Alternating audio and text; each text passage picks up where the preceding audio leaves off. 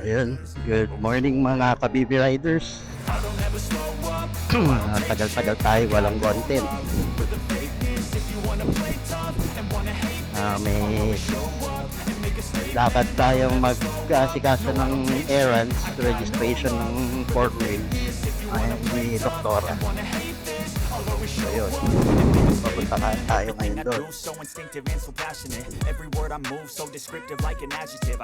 pag-usapan natin yung nangyaring aksidente at saka yung issue ng vlogger. Hindi naman tayo directly affected, pero ito ang 2 cents ko dyan sa trending na nag-viral na ano,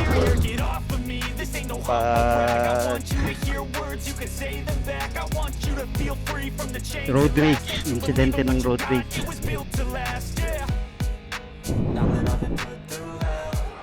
So yun, pare-pares naman tayo nag-ano eh, nasa road.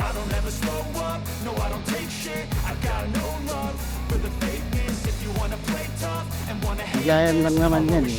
Ang nakapagtataka kasi,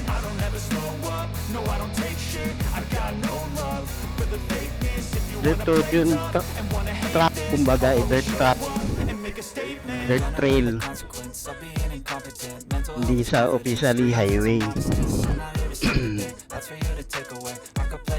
Ba't kailangan pang awayin yung naka 4 wheels? Minsan yun ang problema eh. Hindi porke vlogger ka, nag-ano ka na, inaangasa mo yung ibang tao. Aminin ko, kahit ako minsan na pag talagang kamote yung kasalubong ko, nasisigawan ko pa eh. Pero yung dapat na ba't kailangan mo i-post? Hindi mo ba ni-review yung video nung in-edit mo na one shot? Ikaw yung nasa mali? Or hindi ka man lang sana humingi ng opinion sa mga kakilala mo kung dapat mo bang i-post o hindi? Dami tuloy nagsabi, ikaw yung mali. Na dahil nag-viral na-attract pa yung attention ng authorities, na-suspend tuloy ang lisensya mo. Tapos di ka pa nagpakita sa show cause order. Parang hindi mo nire-respeto yung ano eh. Anong threat to life? Sino mag-threat to life sa'yo dun? Eh kung ganun, sana sinabi mo sa police na nafe-feel mo na nat-threaten yung buhay mo, o di nag-assign naman siguro sila sana ng escort mo papunta doon sa show cause hearing. So pinapakita mo lang na hindi mo nire-respeto yung batas, lalo na pagdating sa lisensya mo, hindi mo binibigyan ng halaga. O din-explain sana side mo anong gusto mo, puntahan ka doon para ano, ikaw pupuntahan ng authorities para kunin yung panic mo. Mali. Feeling ko parang mali eh. Lagi nakakalimutan ng mga kamote talaga, established na yun na ano eh, ang pagkakaroon ng lisensya ay isang pribilehiyo. It's a privilege, not a right. Yung pag-aasta mong hindi magpakita sa show cause order, ano yun? Pinapakita mo na hindi mo binibigyan na halaga yung lisensya mo. Nakala mo karapatan mo na kunin yung side mo. Sila pa yung lalapit sa'yo.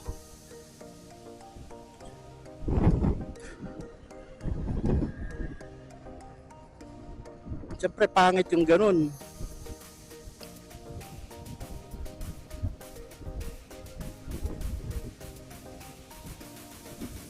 Anyway, pagdating din doon sa mga insidente ng may namatay, gano'n, very sad talaga. Siyempre wala tayo doon. Kung totoo man yung sinasabi ng bus drivers na kulang sila sa tulog kaya nakaidlip, kasi kung ako yun, alam kong may cargo akong mga paseros tapos nararamdaman kong inaantok ako, siyempre sasabihin ko sa paseros ko na hindi ko kaya kasi inaantok ako.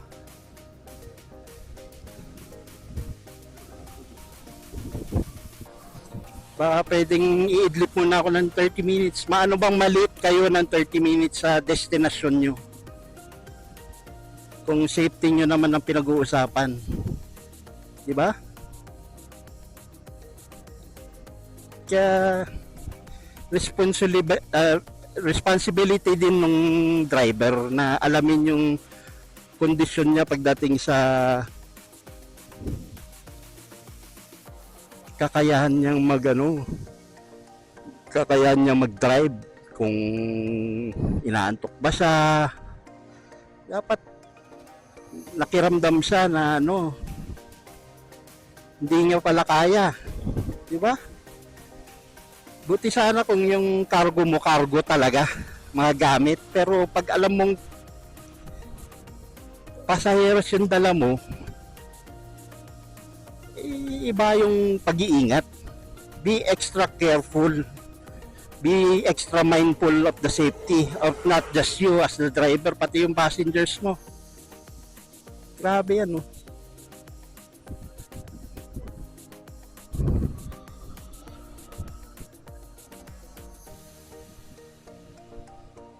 Kasi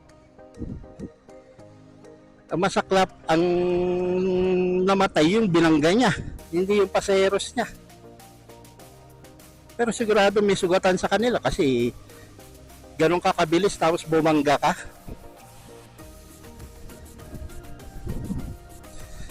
More than 20 years na ako nagmamaneho, 4 wheels at saka 2 wheels. Never pa ako nasangkot sa major incident. May mga semplang sariling walang nadamay kasi madulas yung daan.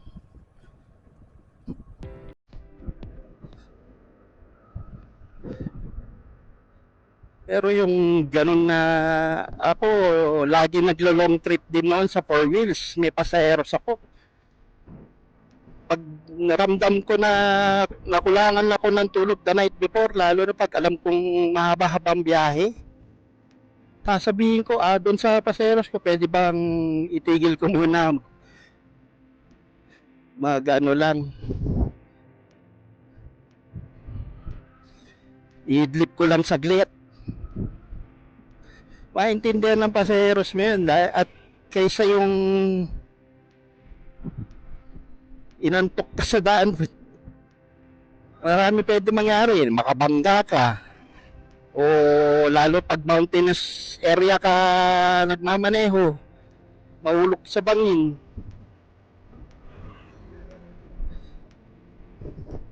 Meron din yung mga panding kasi nasubukan ko na rin ang iba't ibang amo sa pagdating sa pagmaneho.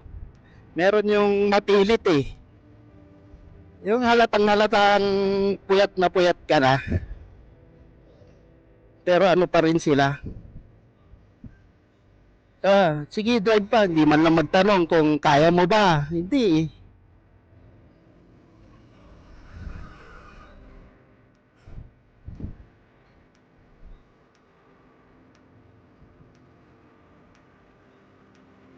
Ganon din yung mga private owners dyan na may mga sariling family driver. Intindihin yung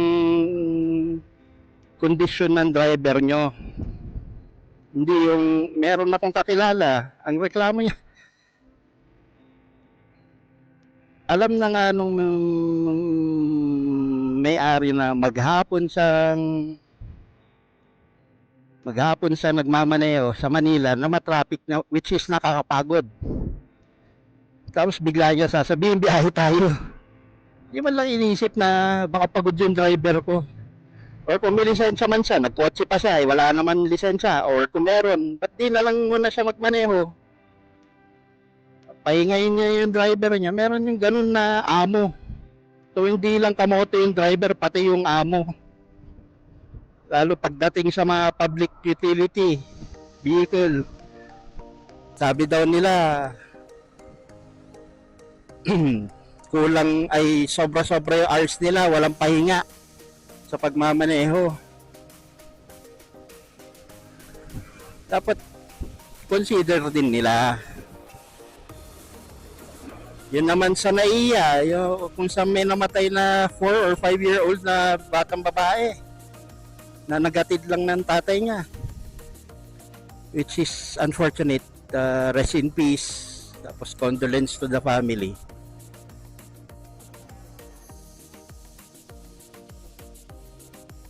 So nagsala na nga yung driver dahil ewan ko, human error, biglang umarangkada from a parking position. Tapos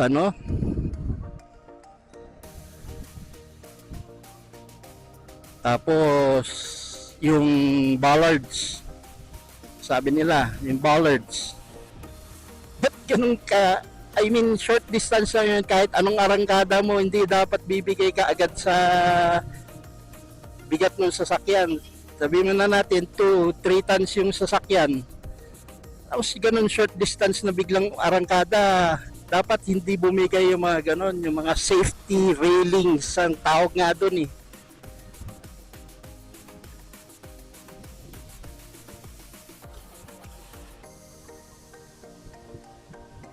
Kung bakit bumigay agad. So may pananagutan dapat ang NAIA or kung sino man yung gumawa ng or nag-install ng mga bollards na yan.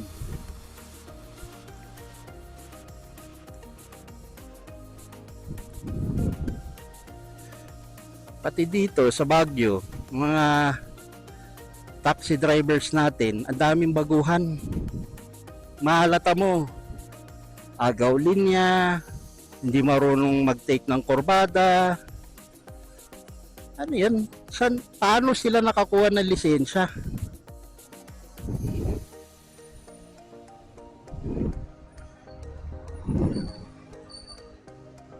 I mean, public utility vehicle yan eh.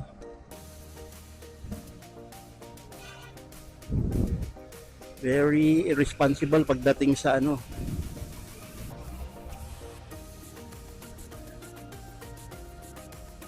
halata mo, pasaheros din ako kung minsan eh. Nag-drive din ako ng taxi. I mean, alam mong masikip ang Baguio na ngayon, tapos masikip pa ang daanan.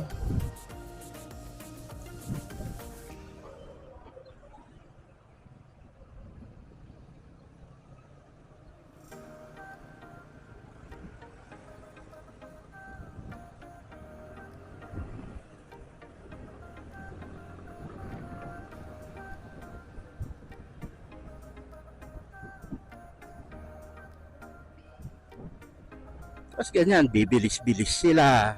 Porket naka 2.8 na Innova. Alam mong kung marunong kang driver, kung matagal ka ng driver ng Baguio, nagsasayang ka lang ng krudo. Na binibilisan mo sa mga short stretches na ganyan, tapos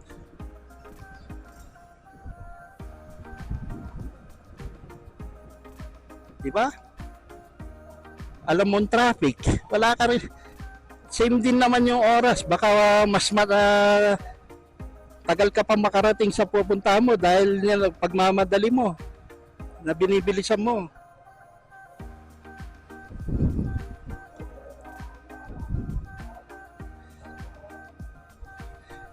Yun ang concerning eh. Marami ang nagkaroon ng lisensya, ni walang alam pala sa pagmamaneho.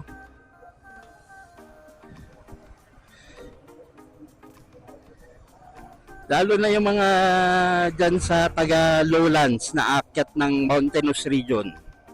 Pansin ko yan, Halsema Highway, yung mga entrances na roads papunta ng Baguio.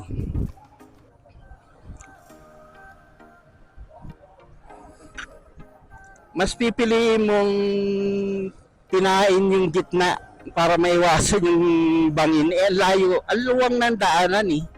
Hindi mo kailangan iwasan yung... Ewan ko, natatakot sila mahulog. Eh, kung kabisado mo sa sasakyan mo, matagal ka na rin nagmamaneho, tansyado mo eh kung kaya ng sasakyan yung lapad. Ang natatawa ko, yung mga malilit na kotse na Wigo na paakyat ng Baguio, mga expander, hindi naman ganun kalapad yung sasakyan nila, pero kung makaiwas doon sa gilid ng highway sa bangin, mas pipiliin nilang bumangga doon sa oncoming traffic kaysa yung pinahin nila sa side nila, sa right side. Doon ako nagtataka eh, bakit? Saan ba kayo natuto magmaneho? Paano kayo nakakuha ng lisensya? Pag ganyan, di ba?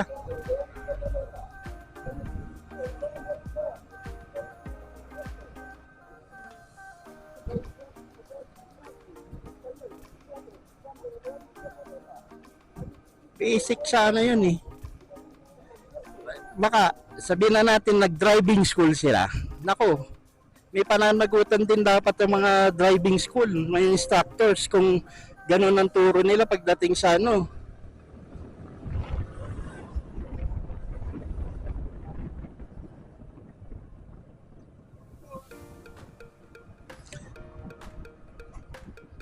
Dapat i-double check din tong mga instructors ng driving school. Anong kwan nila, experience. Hindi yung basta na lang nag-hire tong driving school ng magiging instructor nila. Wala man lang pala experience, may lisensya lang.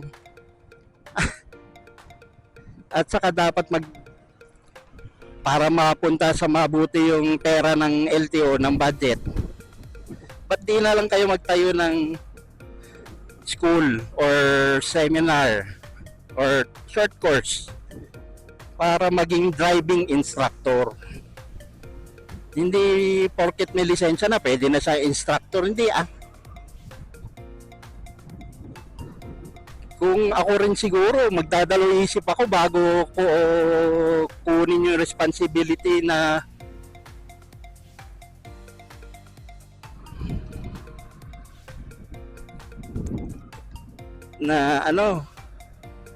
magturo ng isang individual. Kasi alam ko wala akong right na ituro kahit gaano ka experience na ako sa pagmamaneho. Di ba?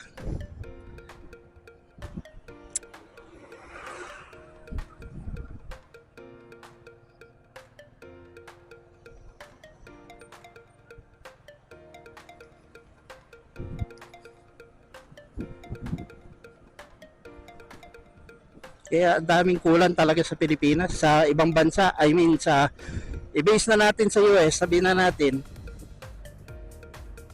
di ba ang hirap kumuha ng lisensya doon. Dami lumalagpak, kaya akala nyo pasado ka agad. Feeling ko kung kahit yung mga veteranong driver dito sa Pinas, pag pinagkuha mo ng lisensya sa US, baka dami talaga lalagpak. Yung mga basic driving courtesy, pagbasa ng kwan pa lang, pagbasa ng traffic signs, sus, daming hindi nakakaalam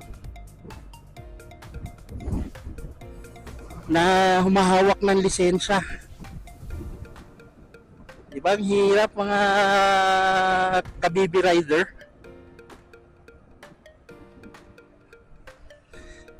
Napansin nyo pala, nag-overtake ako sa yellow line. Pero, minsan yung lalo na pag dito sa Baguio, bihira kasi yung may stretch na open. Eh, kung susundan ko lang yung mabagal sa harapan ko, talaga matagal. Pag Lalo na pag alam kong kwan, talagang mga small trucks na katulad nito, ganun.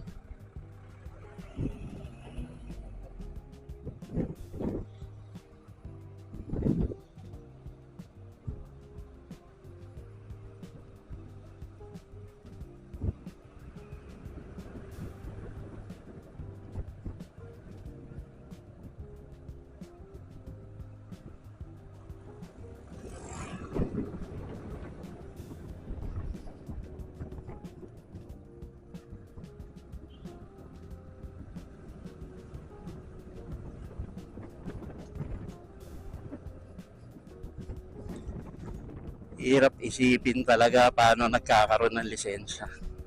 Yung corruption, hindi lang naman dyan sa LTO eh. Magsisimula yun sa taas. Yung usapan ng picture dyan sa LTO, matagal na yan. Pag gusto nilang tanggalin, natanggal na sana eh. Hindi eh. Andyan pa rin yung mga picture.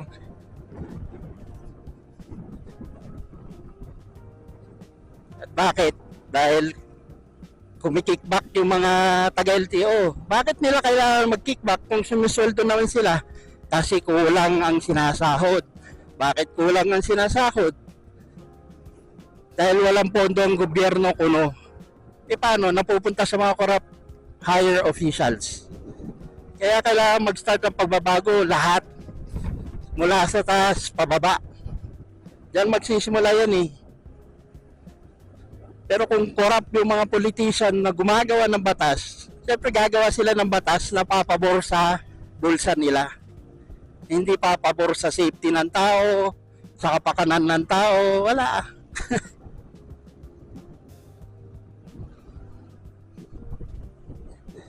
Ay nako, gising Pilipinas.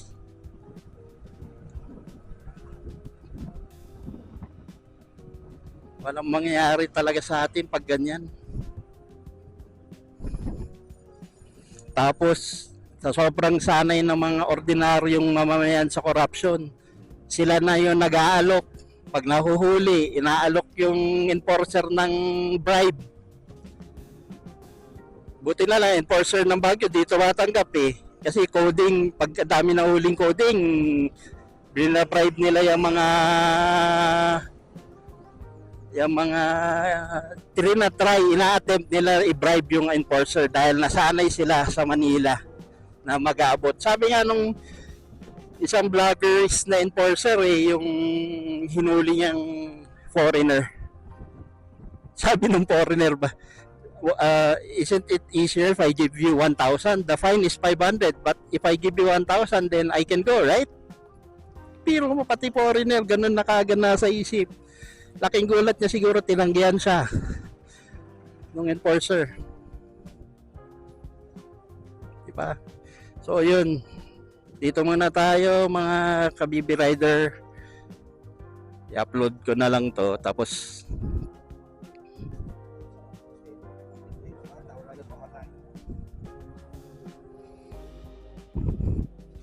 mamaya uli check natin yung magpaparehistro tayo ng 4 wheels. Sige, mamaya uli mga kabibi rider.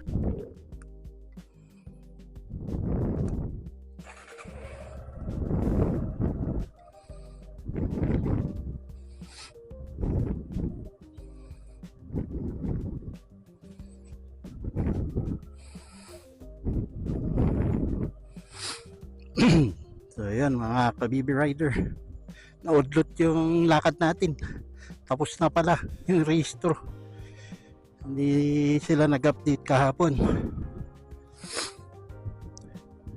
So ngayon lakad lang muna tayo.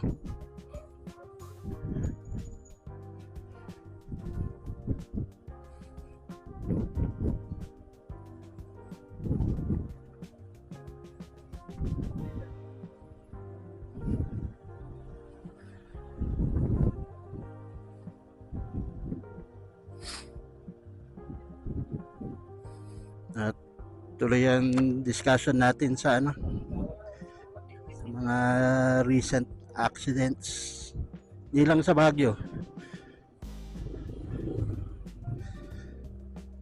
Pati na rin sa ibang lugar.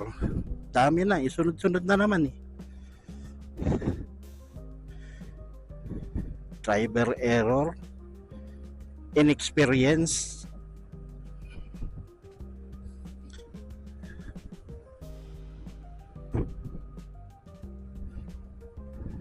daming factors eh. Pero yun nga, yung kay Miss Yana,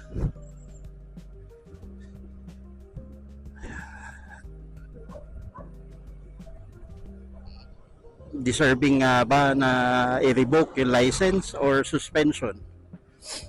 Pwede naman sumobra sa 90 days.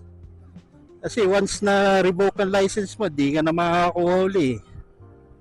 Eh, ang bata-bata niya pa. Tapos may proposal na bagong ordinance tungkol sa revoke ka agad. Basta't may evidence na reckless driving or violation. Violation ang sabi. Wala pa naman na IRR pero masyado naman drastic. Ano yun? Walang due process. Diba? O siguro pag yung proven na reckless yung actions kaya nag-result sa ganun aksidente or yun nga, ang labo nila, violation lang yung sinabi nila. Hindi nila masyadong general yung ginawa nila, hindi nila specify pa yung proposal. Pero yun, iba yung pag-iingat na lang ang laging gamitin sa daan. Lalo pag di ka naman kailangan magmadali, bakit? Di ba? Kaya nga pwedeng magising na maaga para mas maaga mong malalakad at hindi ka nagmamadali, hindi ka naghahabol na oras. Lagi ko nga sinasabi sa anak ko kasi mahilig siya sa ganun last minute na.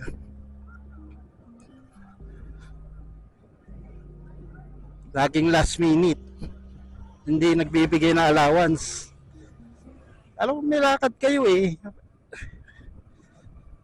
O sabihin na natin na 2 hours before, okay na yun, nakapag-prepare ka na, pero pwede siguro may rason ka na kulang tulog mo, late ka na natulog, pero time management lang yan Maging aware ka kung kailan yung lakad mo, na kailangan maaga ka. Time management and planning. May schedule ka naman na sinusunod, ba't di mo, di ba? Hindi kailangan magmadali. Kung pwede ka naman maagang punta doon sa pupuntahan mo, di agahan mo na lang. Kasi yung pagmamadali, yun din na magre-result talaga na accident kahit gaano ka kaingat na driver.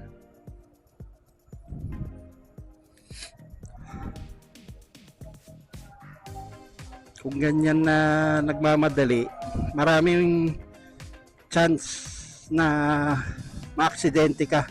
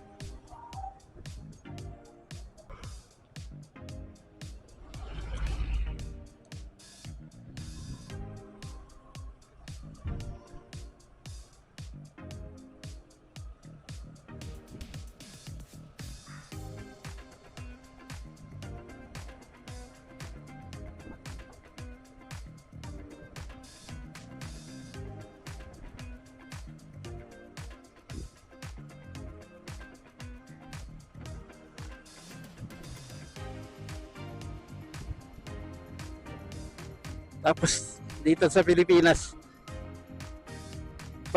pansin ko rin pag traffic, saka ka magte-tailgate. Nahilig sa tailgating dito.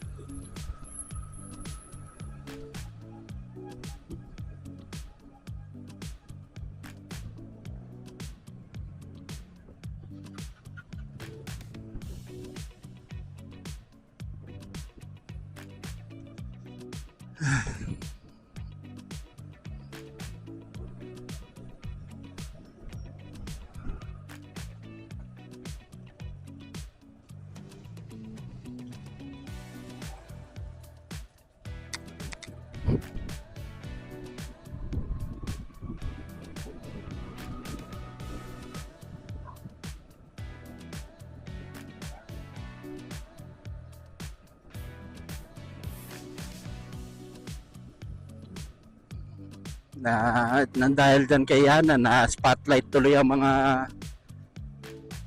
I mean, lagi na sa spotlight naman ng mga nakamotor, pero this time vloggers damay. Admittedly, meron mga vloggers na kamote rin, pinapakita yung top speed, ganon na alam nilang bawal sa expressway. O big bike na kung big bike, pero sagot nila inggit pikit. Dahil nainggit ka dahil naka big bike sila, pero may responsibility din kayo bilang bikers. Kahit anong sisi ng motor mo, ganun pa rin.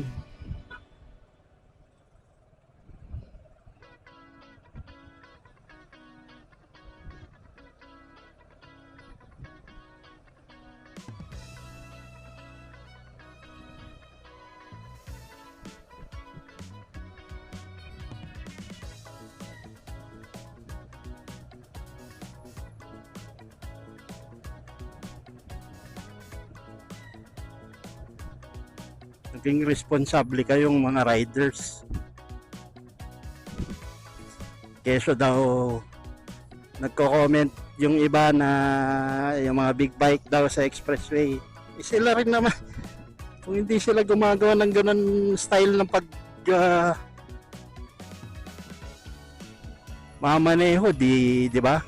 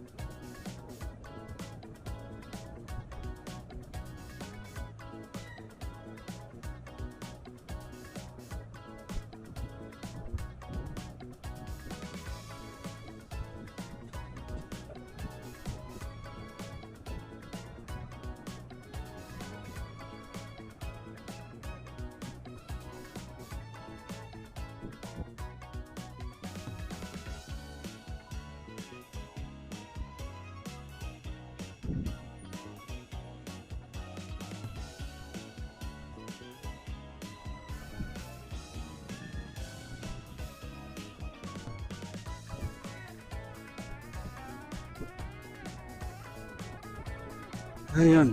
Buti na lang wala break. School break ngayon. Kundi, ganitong oras, traffic dito kaya. Yan, maluwag ang daan.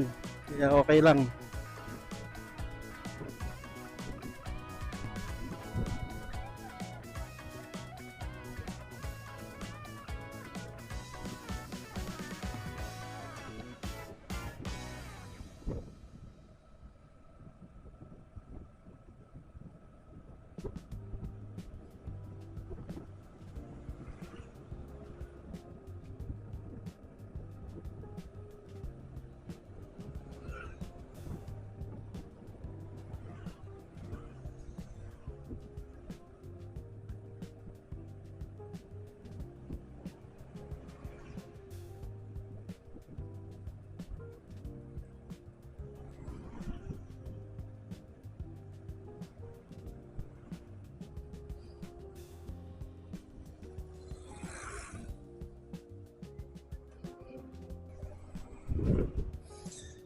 Ay, umaraw. Pero nag-uulan-ulan dito sa Baguio.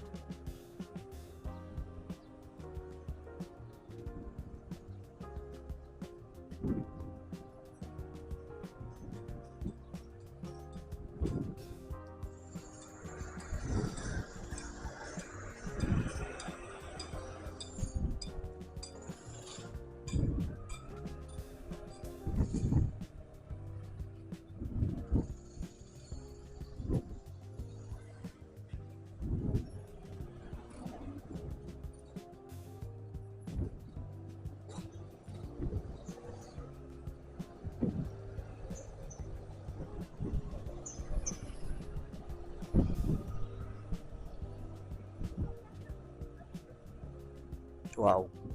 Ayos sa U-turn na.